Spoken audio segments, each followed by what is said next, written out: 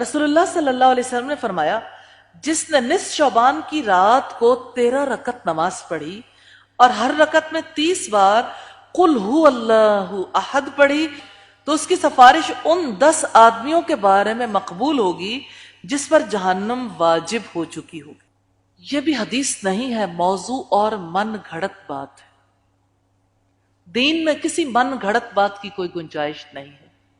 اس نے بات کیا ہے 13 رکعت نماز پڑھنے کی، لہذا جو نیت کیے بیٹھا ہے کہ میں نے یہ نماز پڑھنی ہے اسے اللہ تعالیٰ سے خوف رکھنا چاہیے، کیونکہ یہ بدعت ہے۔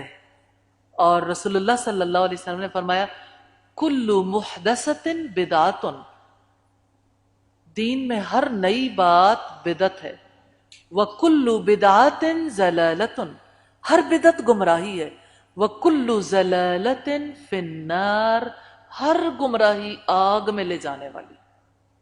اس لحاظ سے اگر آپ دیکھیں تو یہ دین کا حصہ نہیں ہے، یہ تو ابلیسی ایجنڈا ہے، من گھڑت روایات۔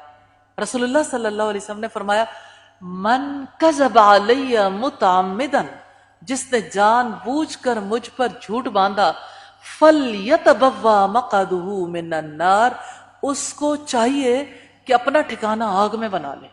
تو یہ رسول اللہ صلی اللہ علیہ وسلم پر جھوٹ باندھ کر آگ میں ٹھکانہ بنانے کی بات ہے۔